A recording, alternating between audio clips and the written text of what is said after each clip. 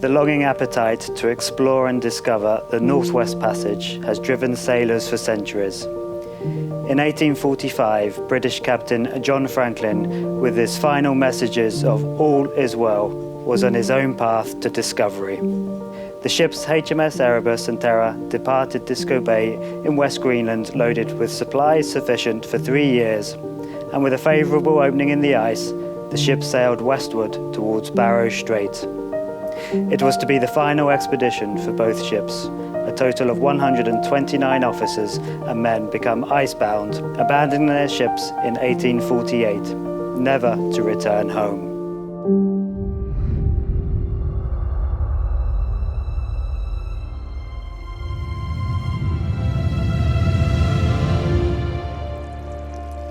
We depart Greenland and sail westwards on Seabourn's very first voyage through the Northwest Passage. I repeat those remarkable words: all is well. As captain, it is my honour and privilege with my team to bring you to those very same waters, learning and discovering the history and stories whilst embracing the wilderness and wildlife the Northwest Passage offers.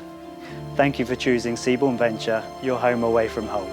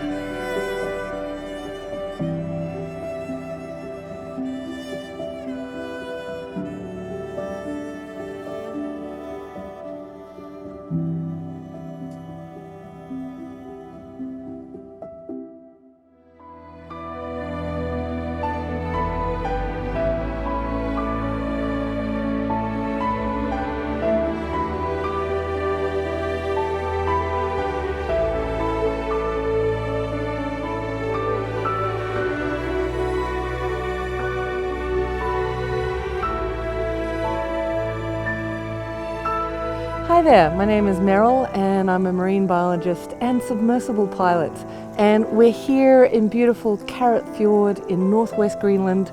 Incredible icebergs all around, fabulous geology, and you can hear the ice just sort of effervescing, little bubbles of oxygen, 10,000-year-old air essentially. Behind us, out of sight, is the immense Greenland ice sheet, approximately 2 miles thick. And of course, ice oozing down off this ice sheet in the thousands of years past carved out these very fjords in which we are right now. Magical place to be.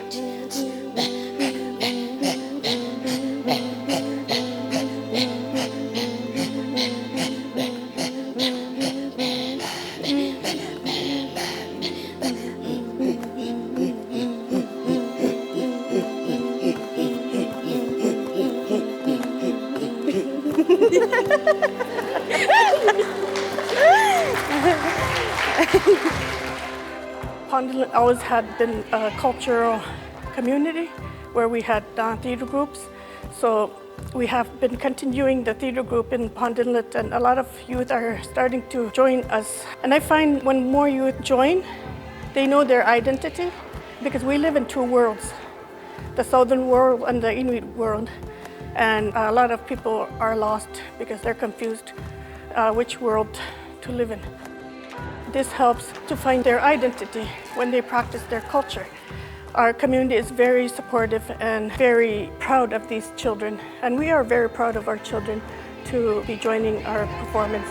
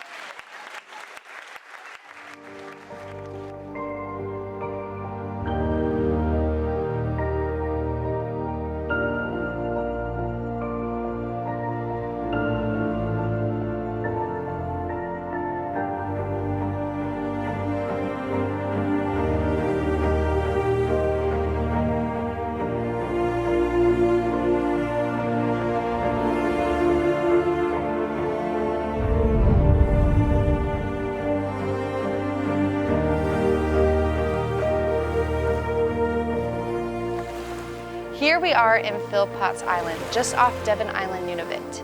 And we were lucky enough today to see a few Atlantic walruses just off the shoreline.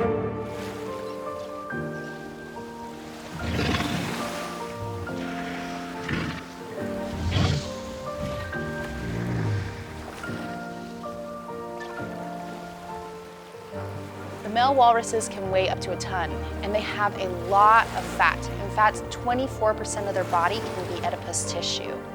They are opportunistic feeders, eating everything from crustaceans to mollusks, and they can end up consuming 3,000 to 6,000 mussels in a day.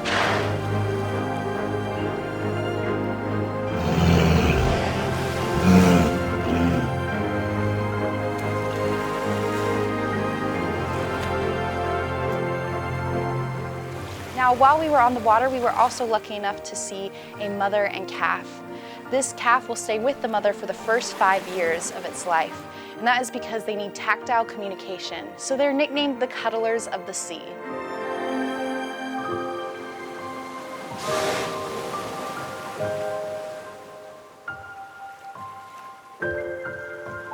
It's a wonderful day out on the water, and we were glad that we were able to see such amazing creatures.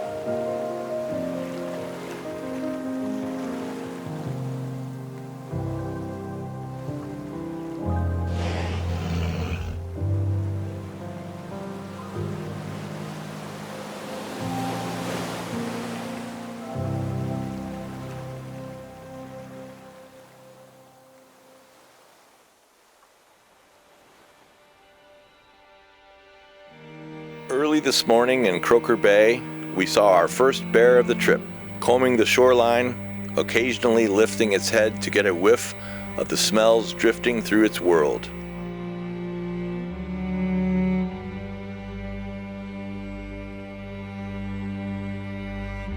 Besides females staying near their denning sites, polar bears don't have a set territory. And a male's territory is wherever it decides to walk. It becomes a walking territory.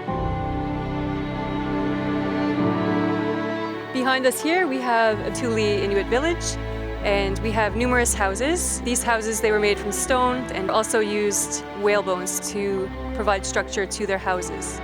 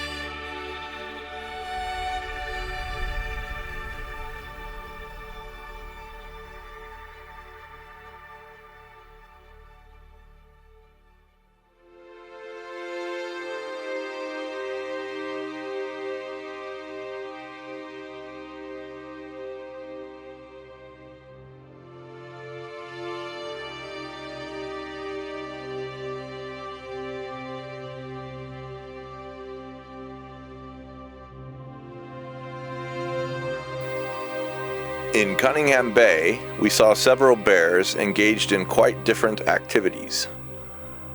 Polar bears need sea ice to hunt and survive, but in the summer months, when the sea ice begins to melt, the bears come to shore to look for other sources of food. They essentially become scavengers, picking up any source of food they happen to find. It's a difficult time for bears in situations without sea ice providing seals. They need to eat many, many seals to put on enough fat for the long winter months ahead.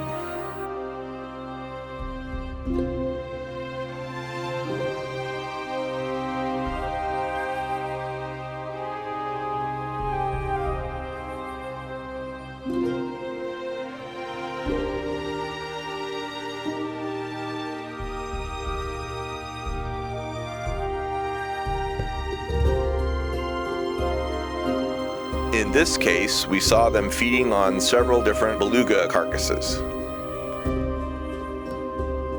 Belugas come into Cunningham Bay to slough off their skin and molt. So there is a food source available to them if they are able to catch one.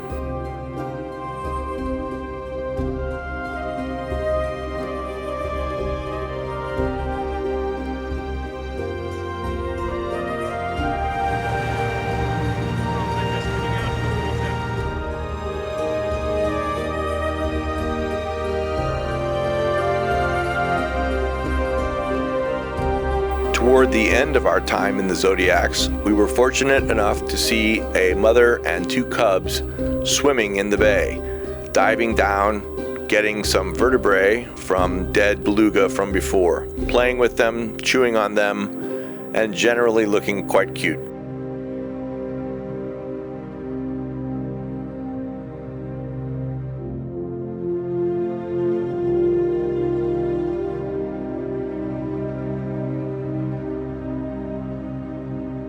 Over the course of our voyage, it's been difficult to keep track of exactly how many bears we've sighted, but 20 bears has been our best estimate. It's a privilege to watch these incredible animals in such a stark landscape.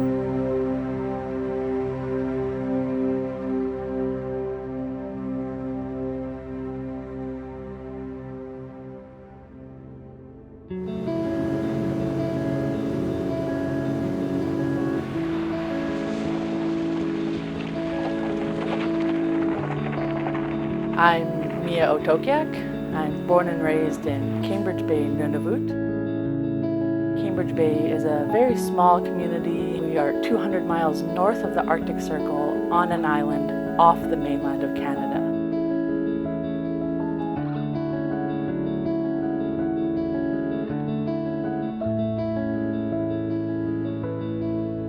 Cambridge Bay is inhabited by Inuit, so I'm an Inuk, and we're an Inuit community. Inuit were very nomadic. We moved around, we moved with the seasons, we moved with the migration of the animals, so we lived and moved all across, and that's how we survived as a people. And so about 75 years ago or so, the actual community of Cambridge Bay was made, and we were settled into a community. We're about 2,000 people, and we're just growing. Part of the tour that was in Cambridge Bay was the CHARS, the Canadian High Arctic Research Station. And Ikarvik means bridge in Inuktitut, and it was made as a program to help Inuit youth be more involved in scientific research in a meaningful way, and how to bring in the knowledge of us and our culture and our traditions, all the knowledge that we have about our land, and also with science and new technology, and bridge those together.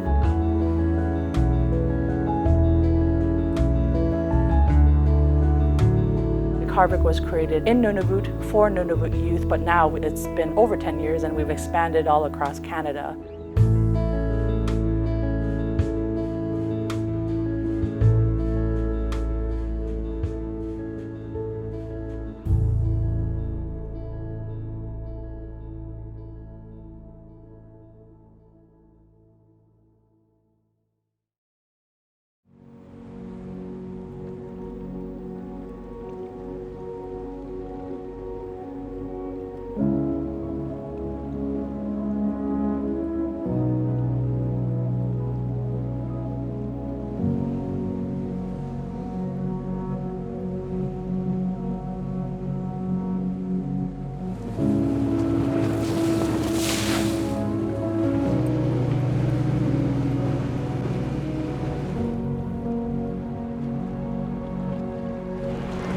Ahead of us.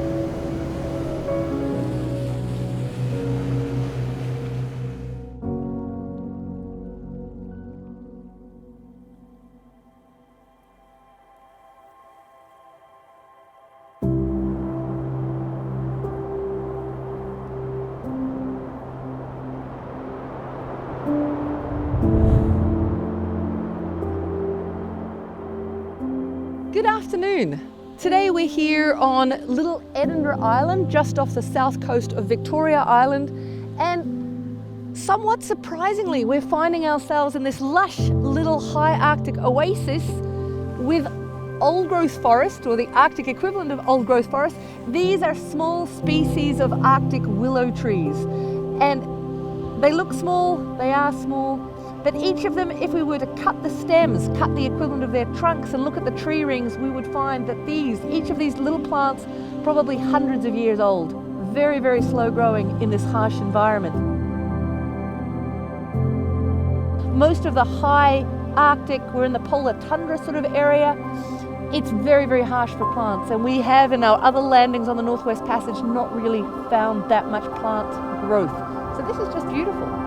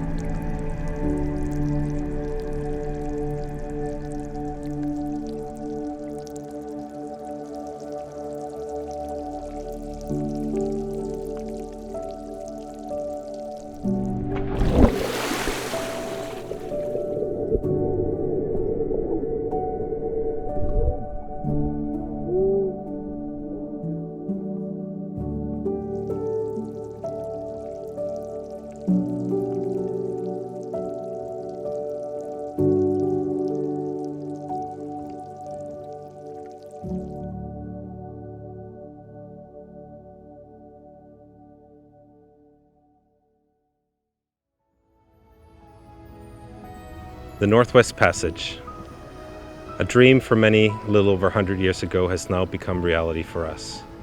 We've seen wonderful wildlife, incredible Arctic vistas, and experienced the local Inuit culture. On behalf of myself, the captain, the crew, and of course the expedition team, I want to thank you for sailing with us on board the Seabourn Venture and joining us on this historical Northwest Passage, first for Seabourn. We look forward to welcoming you on board once more.